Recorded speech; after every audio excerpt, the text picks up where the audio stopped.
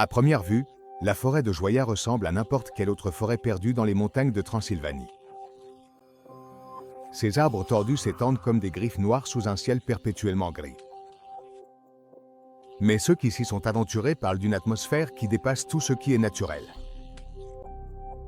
Un lieu où la réalité se déforme, où le temps semble s'évanouir et où l'obscurité recèle des secrets défiant toute logique. Ce n'est pas une forêt ordinaire. Elle est connue comme l'un des endroits les plus troublants de la planète, un véritable aimant pour les disparitions mystérieuses, les phénomènes paranormaux et les légendes urbaines qui ont captivé l'imagination de milliers de personnes. Un lieu qui, depuis des décennies, est l'épicentre de récits impossibles, de murmures de lumière fantomatiques et de disparitions que ni la science ni la raison ne peuvent expliquer. Le premier indice qu'il se passe quelque chose d'étrange à Joya est apparu à la fin des années 60. En 1968, Alexandru Sift, un biologiste roumain, a décidé de photographier la vie végétale luxuriante de la forêt. Mais sur ces images est apparu quelque chose d'inattendu, d'étranges lumières sphériques qui flottaient entre les arbres, des lumières qui ne pouvaient être attribuées à aucun phénomène naturel connu. Ces images ont attiré l'attention de beaucoup de gens. Que étaient ces lumières? Simple reflet ou quelque chose de bien plus troublant. À partir de ce moment-là, la forêt de Joya a commencé à être connue dans le monde entier non seulement pour sa beauté, mais aussi pour son mystère. Mais l'histoire de la forêt devient encore plus complexe lorsqu'on parle de disparition.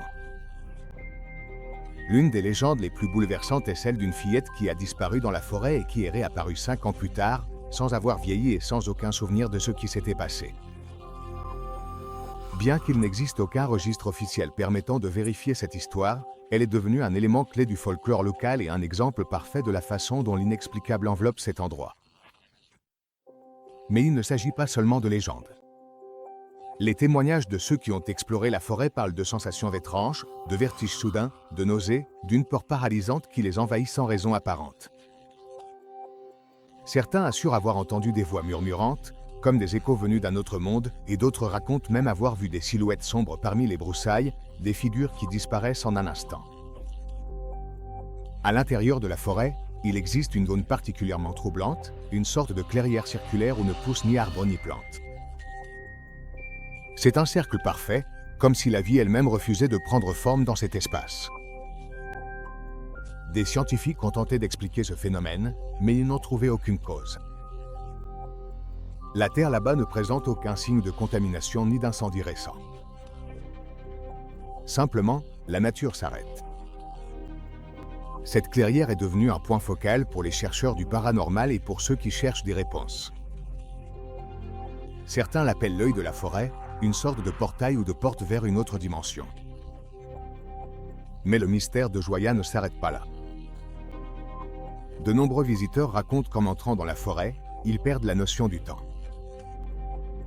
Des heures, voire des jours, peuvent sembler n'être que des secondes et, en sortant, certains ne se souviennent plus de ce qu'ils ont fait ni d'où ils étaient. Cet effet a été lié à de possibles champs électromagnétiques qui altèrent la perception humaine, mais la science n'a pas encore réussi à le corroborer avec des données concluantes.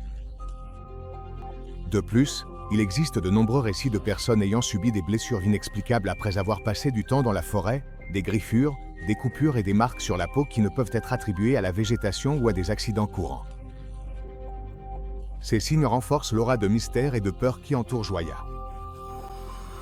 Au cours des dernières décennies, la forêt est devenue un point d'intérêt pour les chasseurs de fantômes, les explorateurs du paranormal et les documentaristes du monde entier. Des séries comme Ghost Adventures et Destination True sont consacrées des épisodes entiers à la forêt de Joya, tentant de capturer en vidéo les anomalies que tant de personnes ont décrites. Cependant, les preuves tangibles restent insaisissables. Ce que certains considèrent comme des preuves de phénomènes surnaturels n'est, pour d'autres, que de la suggestion et des coïncidences amplifiées par la peur et les légendes. Certains chercheurs proposent des explications plus rationnelles. Ils évoquent des champs électromagnétiques inhabituels dans la région qui pourraient affecter le cerveau humain, provoquant des hallucinations et des distorsions dans la perception du temps. D'autres suggèrent que des sons infrasonores, des ondes de basse fréquence imperceptibles pour l'oreille humaine, provoquent des sensations d'anxiété et de terreur. il existe aussi des théories sur la possible présence de champignons psychédéliques dans l'environnement, capables d'induire des états de conscience altérés chez ceux qui les inhalent ou entrent en contact avec eux. Mais aucune de ces explications ne parvient à satisfaire ceux qui ont vécu des expériences directes dans la forêt et ont senti qu'il y a quelque chose au-delà du physique. La forêt de Joya est également célèbre pour ses arbres tordus, dont beaucoup ont des formes étranges, comme s'ils avaient été déformés par une force invisible. Certains poussent en spirale, d'autres ont des troncs aux formes presque humaines, comme s'ils possédaient une conscience propre. Cette difformité naturelle s'ajoute à l'aura d'étrangeté et donne l'impression que la forêt est un être vivant, qui observe et respire, prêt à envelopper quiconque ose pénétrer dans ses domaines. À chaque visite, la forêt semble raconter une histoire différente, une histoire qui ne se termine jamais et qui se réinvente à chaque disparition, à chaque lumière étrange, à chaque murmure dans l'obscurité. Malgré tout, de nombreuses personnes continuent de se rendre dans la forêt de Joya, à la recherche de réponses, de sensations fortes ou simplement du défi de se confronter à l'inconnu. Mais rares sont ceux qui en reviennent inchangés. Certains repartent avec des marques invisibles, des cicatrices dans l'esprit ou des souvenirs fragmentés de quelque chose qu'ils ne peuvent pas expliquer. Le mystère de la forêt de Joya n'est pas seulement une histoire pour faire peur, mais une invitation à regarder au-delà de l'évidence, à remettre en question notre compréhension du monde et à accepter qu'il existe peut-être des endroits où la réalité se fissure et où l'impossible devient possible. Mais la forêt de Joya ne recèle pas seulement de vieux secrets, elle a aussi été le théâtre de disparitions inexplicables qui restent sans réponse. Des personnes qui y entrent vivantes et disparaissent tout simplement sans laisser la moindre trace. L'un des cas les plus troublants s'est produit dans les années 80. Un groupe de randonneurs, qui connaissaient bien la région, est entré dans la forêt pour profiter de la nature. Cependant, l'un d'eux, un jeune homme nommé Miraï, s'est brièvement éloigné pour explorer un sentier moins fréquenté. Il n'a jamais été revu. Les autorités ont organisé une recherche approfondie, mais elles n'ont trouvé aucun indice, ni trace, ni vêtements, ni aucun signe permettant d'expliquer ce qui était arrivé à Miraï. Ses compagnons ont affirmé que la forêt ne montrait aucun signe de violence ni de lutte. Cette affaire est venue s'ajouter à la longue liste de disparitions non élucidées qui associe la forêt de Joya à un portail vers l'inconnu. Ce n'est pas seulement l'absence physique qui trouble, mais aussi les récits ultérieurs de ceux qui ont été proches de ces événements. Des témoins assurent que, dans les heures précédant les disparitions, on ressent des sensations étranges, un air lourd qui coupe la respiration, un silence absolu qui écrase tout bruit naturel et des lumières fugaces qui traversent le ciel entre les arbres, comme si la forêt elle-même communiquait avec une autre dimension. Une autre histoire raconte celle d'un homme qui, après s'être perdu pendant des heures dans la forêt, en est ressorti sans aucun souvenir et avec une étrange blessure au bras. Lorsqu'il a tenté d'y retourner pour chercher des réponses, la forêt semblait avoir changé et il n'a pas réussi à retrouver le chemin menant à l'endroit où il avait vécu cet étrange état de transe. Les rumeurs et les témoignages se multiplient d'année en année, faisant de la forêt de Joya une énigme impénétrable. Certains pensent qu'il s'agit d'un nid d'activité paranormale, un lieu où les lois de la nature sont suspendues et où des dimensions parallèles se superposent.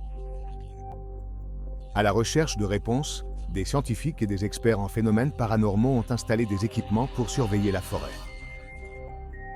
Des détecteurs d'énergie électromagnétique, des caméras infrarouges, des enregistreurs de son et d'autres instruments ont capté des événements qui défient toute explication logique, des rafales d'énergie inexplicables, des enregistrements de sons semblables à des voix murmurantes dans des langues inconnues et des lumières qui apparaissent et disparaissent sans raison apparente. Mais malgré ces preuves, personne n'a réussi à percer le voile qui recouvre le mystère de la forêt.